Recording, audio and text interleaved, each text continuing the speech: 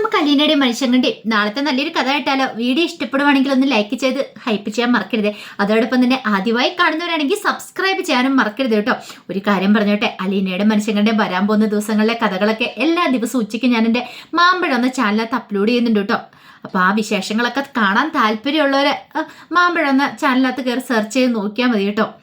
അങ്ങനെ നമ്മൾ കാണുന്ന ഒടുവിൽ അലീന കടപ്പാട്ടൊരു വീട് വിട്ട് ഇറങ്ങാനായിട്ട് ഒരുങ്ങുവാണ്. ബാലേന്ദ്രന് നല്ല സങ്കടം ഉണ്ടായിരുന്നു. പക്ഷെ അലീന ഒരുങ്ങി ഇറങ്ങി വന്നു കഴിഞ്ഞപ്പോൾ ബാലേന്ദ്രന് സന്തോഷമായി. ഒരുപക്ഷെ താൻ ഇവളെ ഇങ്ങനെ കാണാനായിട്ട് ഒരുപാട് ആഗ്രഹിച്ചിട്ടുണ്ടായിരുന്നു. പക്ഷെ എന്ത് ചെയ്യാൻ പറ്റും, അതിങ്ങനെ ഒരു സാഹചര്യമായപ്പോ ബാലചന്ദ്രൻ തുറന്നു പറയുകയും ചെയ്തു. അപ്പോഴേക്കും അലീന പറഞ്ഞു, അച്ഛ വേണ്ട മതിയെന്ന് പറഞ്ഞു. ആ സമയത്ത് കൃഷ്ണമോള് പറഞ്ഞു, അച്ഛ അലീന ചേച്ചിയെ കൊണ്ടുവരണം നിർബന്ധം ഉണ്ടോയെന്ന് ചോദിച്ചു. അത് എനിക്കല്ലല്ലോ നിർബന്ധം, നിന്റെ ചേച്ചിക്ക് തന്നെയല്ലേ നിർബന്ധം, അല്ലാതെ ആരും അവൾ ഇവിടുന്ന് പറഞ്ഞു വിടുന്നല്ലോ, അവൾ സ്വയം മനസ്സല്ലേ പോകുന്നല്ലേന്ന് ചോദിച്ചു. ബബിതയെ കാണുന്നില്ല. ബബിത എന്തെന്ന് ചോദിച്ചപ്പോഴാണ് കൃഷ്ണമോള് പറയുന്ന ബബിത ചേച്ചി മുറിയിലുണ്ടെന്ന്. ബബിത മുറിയിലിരുന്ന് കരയുവാണ്. കാരണം ബബിതയ്ക്ക് ഭയങ്കര വിഷമ, എന്ത് ചെയ്യണമെന്ന് പോലും അറിയത്തില്ല. ഒരു പക്ഷേങ്കിൽ അലീന ചേച്ചിയും കൂടെ പോയിട്ടുണ്ടെങ്കിൽ വല്ലാത്തൊരു ഒറ്റപ്പെടലായിരിക്കും ഇവിടെ എല്ലാവർക്കും ഫീൽ ചെയ്യുന്നേ. പെട്ടെന്ന് അലീന അങ്ങോട്ട് ചെന്നു കഴിഞ്ഞപ്പോഴത്തേനും ബബിത മുറിയിരുന്ന് കരയുമായിരുന്നു. അലീന കുറെ സമയം ആശ്വസിപ്പിച്ചു ബബിതെ. മോളെ നീ വിഷമിക്കണ്ട, ഞാൻ പോയിട്ട് ഇങ്ങോട്ടേക്ക് വരില്ലേ, അതുകൊണ്ട് നീ സങ്കടപ്പെടാതിരിക്കാനൊക്കെ പറഞ്ഞുകൊണ്ട് കുറെ ആശ്വാസവാക്കുകളൊക്കെ പറയുന്നുണ്ട്. പക്ഷെ എന്ത് ചെയ്യാൻ പറ്റും, ബബിതയ്ക്ക് ഭയങ്കര വിഷമമായിരുന്നു. ബബിത പറഞ്ഞു, എന്നോട് ആരും യാത്ര പറയണ്ട, പോവാൻ ഇറങ്ങിയവർ പോയാൽ മതി എന്നൊക്കെ പറഞ്ഞ് കൃത്രിമമായിട്ടൊരു ദേഷ്യമൊക്കെ അഭിനയിക്കുന്നുണ്ട്. അതിന് കാരണം എന്താന്ന് വെച്ചാൽ ബബിതയ്ക്ക് മറ്റുള്ളവരുടെ മുന്നിൽ നിന്ന് കരയാനൊക്കെ ഭയങ്കര ബുദ്ധിമുട്ടാ, ഒരു നാണക്കേടാ. തൻ്റെ ഉള്ളിലെ സ്നേഹം മറ്റുള്ളവരുടെ മുന്നിൽ അങ്ങനെ പ്രകടിപ്പിക്കാനൊരു ബുദ്ധിമുട്ടുണ്ട്. അതുകൊണ്ടാണ് സ്വയവേ അങ്ങനെ ഒരു രീതിക്കാരിയാണ് ബബിത. അത് പക്ഷേ അലീനയ്ക്ക് നന്നായിട്ടറിയാം. ബബിതയുടെ ഓരോ മൂമെന്റ്സും കാര്യങ്ങളും ഒക്കെ അലീനയ്ക്കറിയാം. അങ്ങനെ അലീന കണ്ണീരോടെ യാത്ര പറഞ്ഞിട്ട് പുറത്തേക്ക് ഇറങ്ങി പോരുവാണ്. ഒടുവിൽ കൃഷ്ണമോളോടും രോഹിത്തിനോടും ഒക്കെ യാത്ര പറഞ്ഞ് ഇറങ്ങുക. നല്ലപോലെ പഠിക്കണം എന്നൊക്കെ പറഞ്ഞിട്ട് രോഹിത്തിനോട് പറഞ്ഞു, ദേ പെങ്ങന്മാരെ നന്നായിട്ട് നോക്കണം, നിന്നെ ഏൽപ്പിച്ചിട്ടാ പോകുന്നത്. അത് മാത്രമല്ല ഈ വീടും അറിയാലോ, അച്ഛനെ അമ്മേനെയൊക്കെ നീ നോക്കണം എന്നൊക്കെ പറഞ്ഞിട്ട് കാര്യങ്ങളൊക്കെ പറഞ്ഞ് ഏൽപ്പിച്ചിട്ട് ഇറങ്ങുന്നേ. അങ്ങനെ ഇറങ്ങുന്ന സമയത്ത് കൃഷ്ണമോള് അലീനെ കെട്ടിപ്പിടിച്ച് കരയുവാണ്. അതുപോലെ തന്നെയായിരുന്നു രോഹിത്തും. രണ്ടുപേർക്കും ഭയങ്കര വിഷമമായിരുന്നു. അങ്ങനെ കാറിലേക്ക് കയറുന്ന അലീനെ ഇടയ്ക്ക് തിരിഞ്ഞു പോയി കഴിഞ്ഞപ്പം അവർ രണ്ടുപേരും ഇങ്ങനെ സിറ്റ് ഔട്ടിൽ ഇങ്ങനെ എന്ത് ചെയ്യണമെന്ന് അറിയില്ലാതെ ഇങ്ങനെ രണ്ടുപേരും പരസ്പരം ഇങ്ങനെ ചേർത്ത് പിടിച്ച് നിൽക്കുകയാണ്. ഒരാൾ താങ്ങും എന്ന വണ്ണം. അങ്ങനെ ബാലേന്ദ്രൻ കാറിലേക്ക് ഇട്ട് പറഞ്ഞു, എങ്കിൽ ശരി പോയേക്കാന്ന് പറഞ്ഞു. പോവാന്ന് പറഞ്ഞു. അങ്ങനെ അലീന അവിടെ നിന്ന് ഇറങ്ങുവാണ്. അലീന ഇറങ്ങിക്കഴിഞ്ഞപ്പോഴത്തേനും വല്ലാത്തൊരു ശൂന്യത ആ വീട്ടില് കൃഷ്ണമോൾക്കൊക്കെ തോന്നി. അതുവരെ ഇല്ലാത്ത എന്തോ ഒരു ബുദ്ധിമുട്ടും കാര്യങ്ങളൊക്കെ ഫീൽ ചെയ്യുന്നുണ്ടായിരുന്നു. ഇതേ സമയത്ത് കുളത്തൂപ്പുഴ വീട്ടില് സ്റ്റാലി ആൻ്റപ്പനും അതുപോലെ തന്നെ പൗലോസേണ്ണും ബൈജുനും ഒക്കെ വേണ്ടുന്ന നിർദ്ദേശങ്ങളും കാര്യങ്ങളൊക്കെ കൊടുത്തു. അപ്പം അലീന വരുന്നതിൻ്റെ മുന്നോടിയായിട്ട് വീടും കാര്യങ്ങളൊക്കെ എല്ലാം നല്ല തൂത്ത് വൃത്തിയാക്കി നീറ്റാക്കിരണം. പിന്നെ മുറ്റത്തെ തൊടിയിലേയും പള്ളയും കാര്യങ്ങളൊക്കെ പറിക്കണം. അങ്ങനെ കുറേ നിർദ്ദേശങ്ങളാണ്. ആൻ്റപ്പൻ അറിയത്തില്ല വരാൻ പോകുന്ന അതിഥി ആരാന്ന്. ഇതിനു മുമ്പ് ഇതുപോലെ അതിഥി ഇങ്ങോട്ടേക്ക് വന്നിട്ടുമില്ല, എന്താ ഏതാന്നോട്ട് അറിയത്തുമില്ല. 2 ദിവസമായിട്ടാണെങ്കിലോ ഒരു സമാധാനം കൊടുത്തിട്ടില്ല. എല്ലാ കാര്യങ്ങളും ക്ലീൻ ചെയ്യണം, മുറിയും അതുപോലെ തന്നെ വീടും എല്ലാം നല്ല ക്ലീൻ ആയിരിക്കണം. പിന്നെ പോരാത്തന്നെ പട്ടാളച്ചിട്ടയും കൂടെ അല്ലേ, അപ്പം അതിൻ്റെതായ സ്ട്രിക്റ്റും കാര്യങ്ങളൊക്കെ ഉണ്ട്. അങ്ങനെ കാര്യങ്ങളൊക്കെ പറഞ്ഞ് ആൻ്റപ്പനെ കൊണ്ട് ചെയ്യിക്കണം. ഇടയ്ക്കിടയ്ക്ക് ആൻ്റപ്പനെ വഴക്കും പറയുന്നുണ്ട്. കുറച്ച് കഴിഞ്ഞപ്പോൾ ആൻ്റപ്പൻ പൗലോസേൻ്റെ അടുത്ത് നിന്നിട്ട് പറഞ്ഞു, എൻ്റെ പൗലോസേട്ടാ, എന്നാലും ഇതാരായിരിക്കും വരാൻ പോകുന്ന അതിഥി? ചെറിയ ആളൊന്നും അല്ലാന്ന് തോന്നേ. കാരണം മക്കൾ വന്നാലും ആര് വന്നാലും കേണൽ സാബ് ഇതുപോലെ ഒന്നും ചെയ്ത് കണ്ടിട്ടില്ല. പക്ഷെ വരാൻ പോകുന്ന ഏതോ ഒരു VIP ആന്ന് തോന്നേ. പൗലോസേട്ടൻ പറഞ്ഞു, അത് ശരിയാ, VIP ആന്ന് തോന്നേ. അതുകൊണ്ടാണല്ലോ കൂടുതൽ സാധനങ്ങളൊക്കെ അടുക്കളയിലേക്ക് വാങ്ങിപ്പിച്ച അതെ എല്ലാ തരം ഫുഡുകളും ഉണ്ടാക്കണമെന്ന് എന്നോട് പറഞ്ഞിരിക്കുന്നത്, ഓർഡർ ചെയ്തിരിക്കുന്നത്. ഞാൻ രാവിലെ അടുക്കള കയറിയതാ, ഒന്ന് നിന്ന് തിരിയാൻ സമയം കിട്ടിയിട്ടില്ല. ഇനിയിപ്പോൾ അടുത്ത് എന്താണോ പറയണമെന്നറിയില്ല. അത് കേട്ടപ്പോൾ ആൻ്റപ്പൻ പറഞ്ഞു, എൻ്റെ അവസ്ഥ ഒട്ടും മോശമല്ല, ഞാനും അങ്ങോട്ടും ഇങ്ങോട്ടും ഓടി മടുത്തെന്ന് പറഞ്ഞു. അവരവരുടെ പരാതിയും പരിഭവങ്ങളും പറയണം. ഈ സമയത്ത് സ്റ്റാൻലി ആകെപ്പാടെ അസ്വസ്ഥനായെന്നുള്ള കാര്യം അവർ തിരിച്ചറിഞ്ഞു. കാരണം വല്ലാത്തൊരു ബുദ്ധിമുട്ട്. ഇതിനു മുമ്പ് ഇങ്ങനെ കേരള സാബിനെ കണ്ടിട്ടില്ല.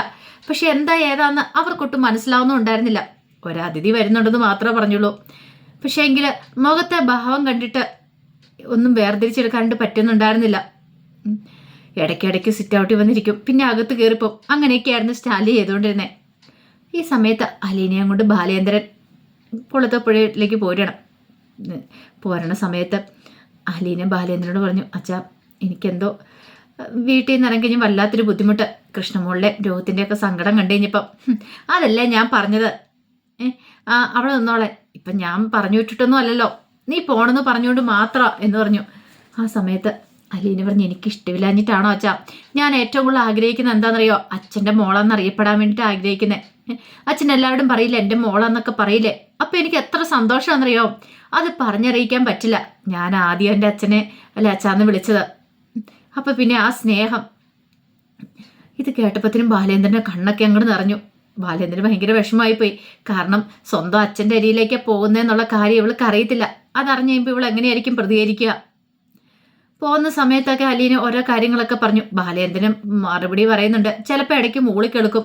അപ്പോഴേക്കും അലീന ചോദിക്കും, എന്താ അച്ഛാ, അച്ഛൻ എന്താ ഒന്നും മിണ്ടാത്തേന്ന് ചോദിക്കും. അപ്പോഴേക്കും ബാലേന്ദ്രൻ പറയും, ഒന്നുമില്ല മോളെ, ഞാൻ ഡ്രൈവ് ചെയ്യുമല്ലേ, അതുകൊണ്ടൊക്കെയാന്ന് പറയും.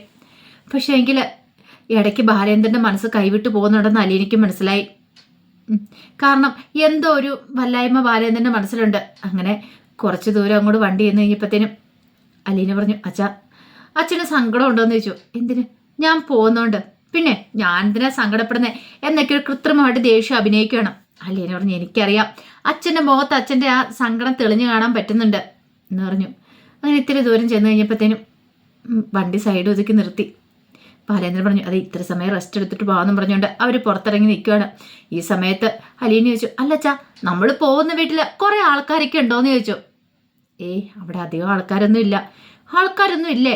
അവിടെ എനിക്ക് എന്ത് ജോലിയാച്ചാ? വീട്ടു ജോലിയാണോ, അടുക്കളപ്പണിയാണോ, അതോ പുറത്തൊക്കെ ഗാർഡനും കാര്യങ്ങളൊക്കെ നോക്കാനാണോ? വലിയ വീടാന്നല്ലേ പറഞ്ഞത്. അത് കേട്ടപ്പോൾ ബാലേന്ദ്രൻ പറഞ്ഞു, അതൊന്നും അല്ല. പിന്നെയോ? പിന്നെ എന്ത് ജോലിയാന്ന് ചോദിച്ചു. അതൊക്കെ പറയാമെന്ന് പറഞ്ഞു. കുറച്ച് ദൂരം പിന്നീട് അവർ യാത്ര ചെയ്ത് കഴിഞ്ഞപ്പോൾ ഫുഡൊക്കെ വാങ്ങിച്ച് അലീനയ്ക്ക് കൊടുത്തു. അലീനയ്ക്ക് വിശപ്പൊന്നും ഉണ്ടായിരുന്നില്ല. കാരണം അലീനയ്ക്ക് ഭയങ്കര ബുദ്ധിമുട്ടായിരുന്നു. ഫുഡ് കഴിക്കാൻ പോലും തോന്നില്ല. വീട്ടിൽ നിന്ന് പോകുന്നതുകൊണ്ട് അതിൻ്റെതായ ഒരു ബുദ്ധിമുട്ടുണ്ട്. ഇതിനു മുമ്പ് ഇങ്ങനത്തെ ഒരു സങ്കടം കാര്യങ്ങളൊന്നും ഉണ്ടായിട്ടില്ല. കഴക്കൂട്ടത്തുനിന്ന് പോന്നപ്പോൾ പോലും ഇത്ര സങ്കടം ഇല്ലായിരുന്നു. പക്ഷെ ഇപ്പം അതുപോലെയല്ല. എന്തോ വല്ലാത്തൊരു ബുദ്ധിമുട്ടായിരുന്നു മനസ്സ് നിറയുണ്ടായിരുന്നേ. അങ്ങനെ പോകുന്ന സമയത്ത് ബാലേന്ദ്രൻ പറഞ്ഞു, അതെ നീ മുമ്പൊരു ചോദ്യം ചോദിച്ചില്ലേ എന്നെ അങ്ങോട്ടാ കൊണ്ടുവന്നേന്ന്, അതിനുള്ള ഉത്തരം ഞാൻ പറയാൻ പോവാ. പക്ഷെ അതെങ്ങനെ പറയണമെന്ന് എനിക്ക് അറിയണ്ടായിരുന്നില്ല എന്ന് പറഞ്ഞു. പിന്നീടാണ് ബാലേന്ദ്രൻ പറയണേ, നിന്നെ ഞാൻ കൊണ്ടുപോകുന്നത് സ്റ്റാൻലി ജോസഫ് എന്ന പട്ടാളക്കാരൻ്റെ വീട്ടിലേക്കാന്ന് പറഞ്ഞു. സ്റ്റാൻലി ജോസഫ് എന്ന പേര് കേട്ട് കഴിഞ്ഞപ്പോഴത്തേനും അലീന ഒരു നിമിഷം ഞെട്ടി. ഈ പേര് തൻ്റെ അച്ഛൻ്റെ പേരല്ലേ എന്നൊരു ചിന്ത അലീനയുടെ മനസ്സിലേക്ക് വരുന്നുണ്ട്. ആ സമയത്ത് അലീന പറഞ്ഞു, അച്ഛാ നിനക്കിപ്പോൾ ഏകദേശം കാര്യങ്ങൾ മനസ്സിലായി കാണുമെന്ന് ഞാൻ വിചാരിക്കുന്നു. കാരണം കുറേ വർഷങ്ങൾക്ക് മുമ്പ് വൈജയൻ ഈ പറയുന്ന സ്റ്റാൻലി ജോസഫും ആഗ്രയിൽ ഒരു വീട്ടിൽ ഒന്നിച്ച് താമസിക്കാൻ തുടങ്ങി. അങ്ങനെ ഒടുവിൽ വൈജ പ്രഗ്നൻ്റ് ആയ സമയത്ത് അയാളുടെ വീട്ടിലേക്ക് പോയ സമയത്ത് വൈജയന്തിയെ ആങ്ങളമാർ വന്ന് കൂട്ടിക്കൊണ്ടുപോയി. ആ കഥയും കൂടെ ബാലേന്ദ്രൻ പറയുമ്പോഴത്തേനും അലീനയ്ക്ക് വല്ലാത്തൊരു ബുദ്ധിമുട്ടായിരുന്നു. എന്ത് ചെയ്യണമെന്ന് പോലും അറിയത്തില്ല. കുറച്ച് സമയത്ത് അലീനയൊന്നും മിണ്ടിയില്ല. ഈ സമയത്ത് ബാലേന്ദ്രനാണെങ്കിൽ വല്ലാത്തൊരു ബുദ്ധിമുട്ടായിരുന്നു. അലീനയുടെ മുഖത്തേക്ക് നോക്കാൻ പോലൊരു മടി. പെട്ടെന്നാണ് എതിരെ ഒരു വാഹനം വരുന്നുണ്ട്. അലീന അച്ഛാ ദേ വണ്ടി ഒതുക്കാൻ പറയുമ്പോഴത്തേനും ഇടിച്ചില്ലെന്ന മട്ടിലാണ് വണ്ടി നിൽക്കുന്ന. ഒരു നിമിഷം ഒന്ന് വൈകിട്ടുണ്ടായിരുന്നെങ്കിൽ കാറ് പോയി ഇടിച്ചാൻ ആ ബസ്സുമായിട്ട്. പെട്ടെന്ന് ബാലേന്ദ്രനാണെങ്കിൽ സമനില വീണ്ടെടുത്തു. കാരണം ബാലേന്ദ്രൻ അലീന പോകുന്ന എല്ലാം കൂടി ഓർത്തിട്ട് വല്ലാത്തൊരു ടെൻഷനിലായിരുന്നു. ആ ടെൻഷനിലെ കാർ ഓടിക്കുകയാണ്. അതുകൊണ്ടാണ് ഇങ്ങനെ അപകടം വന്നത്. അല്ലാതെ അങ്ങനെ ഉണ്ടാകത്തില്ലായിരുന്നു. അലീന പറഞ്ഞു, അച്ഛാ നമുക്കിവിടെ ഇറങ്ങി നിന്നിട്ട് പോകാമെന്ന് പറഞ്ഞു. കുറച്ച് സമയം അങ്ങനെ രണ്ടുപേരും അവിടെ ഇറങ്ങി നിന്നപ്പോൾ ബാലേന്ദ്രൻ കാര്യങ്ങളൊക്കെ പറയുന്നത്, മോളെ എനിക്ക് നിന്നെ വേറൊരിടത്ത് കൊണ്ടുപോയി വിടാൻ പറ്റുമോ? ഒരിക്കലും ഇല്ല. അതുകൊണ്ടാണ് ഞാൻ നിന്നെ സ്വന്തം അച്ഛൻ്റെ അരിയിലേക്ക് കൊണ്ടുപോയി വിടാൻ തന്നെ തീരുമാനിച്ചതെന്ന് പറഞ്ഞു. അലീനയ്ക്കത് വലിയൊരു ഷോക്കായിരുന്നു. കാരണം താൻ തൻ്റെ അച്ഛൻ്റെ അരിയിലേക്കാണ് പോകാനായിട്ട് പോകുന്നത്. എങ്ങനെയുള്ള ആളാ എന്താ ഏതാണെന്നും അറിയത്തില്ല. അപ്പം കഴിഞ്ഞ ദിവസം തന്നെ കാണാൻ വന്നത് തൻ്റെ അച്ഛനാന്നുള്ള കാര്യമൊന്നും അലീനയ്ക്ക് അറിയില്ലല്ലോ. അതിൽ ആലിച്ചൻ എന്ന അയാളുടെ പേരെന്നൊക്കെ പറഞ്ഞുകൊണ്ടാ ബാലേന്ദ്രൻ പരിചയപ്പെടുത്തുകയും ചെയ്തേ. അപ്പോൾ അതിൻ്റെ കഥകളൊക്കെയാണ് നമ്മൾ കാണാനായിട്ട് പോകുന്നത്. ഇനിയിപ്പോൾ അലീന വീട്ടിൽ ചെന്ന് കഴിയുമ്പോൾ സ്റ്റാൻലിയുടെ പെരുമാറ്റം എങ്ങനെയാണെന്ന് പറയാൻ പറ്റില്ല. ബാലേന്ദ്രൻ ഒരു കാര്യം എപ്പോഴും പറയുന്നുണ്ട്, എന്തെങ്കിലും ബുദ്ധിമുട്ട് ഉണ്ടായിട്ടുണ്ടെങ്കിൽ പിന്നെ ഒരു നിമിഷം പോലും നിൽക്കേണ്ട കാര്യമില്ല, എന്നെ വിളിച്ചിട്ട് തിരികെ പോന്നാളാനായിട്ട്. അല്ലെങ്കിലും അലീനയ്ക്കറിയാം ഇനിയിപ്പോൾ എത്ര അച്ഛന്മാർ തനിക്ക് സ്വന്തം അച്ഛനും ഒക്കെ ഉണ്ടെങ്കിൽ പോലും തനിക്ക് ബാലേന്ദ്രനോട് അല്ലെങ്കിൽ തൻ്റെ വളർത്തച്ഛനോടുള്ള സ്നേഹത്തോടും ഒന്നും വരത്തില്ല എന്നുള്ള കാര്യം അത് ബാലേന്ദ്രന് നന്നായിട്ട് അറിയാവുന്ന കാര്യമാണ്. അപ്പം അതിൻ്റെ കഥകളൊക്കെ നമ്മൾ കാണാൻ പോകുന്നത്. അപ്പോൾ ഇന്നലെ ആരിനൊക്കെ മെസ്സേജ് അയച്ചിട്ടുണ്ടായിരുന്നു കഥ ഇങ്ങനെ പതുക്കെ ഇഴഞ്ഞാൽ നീങ്ങുന്നതെന്ന്. ശരിയാ, കാരണം പതുക്കെയാണ് കഥ പോയിക്കൊണ്ടിരിക്കുന്നത്. കുറേ ലാഗും കാര്യങ്ങളൊക്കെ ഉണ്ട്. അപ്പോൾ അലീന എന്താണെങ്കിലും നാളെ അല്ലെങ്കിൽ മറ്റന്നാൾ ഉറപ്പായിട്ടും സ്റ്റാലിയെ കാണാനായിട്ട് സ്റ്റാലിയുടെ അടുത്തേക്ക് എത്തും. അപ്പോൾ അതിൻ്റെ വിശേഷങ്ങൾക്കായി നമുക്ക് എല്ലാവർക്കും കാത്തിരിക്കാം കേട്ടോ. ഒരിക്കൽ കൂടി എല്ലാവർക്കും ശുഭരാത്രി നേർന്നുകൊണ്ട് നിർത്തുന്നു. നന്ദി.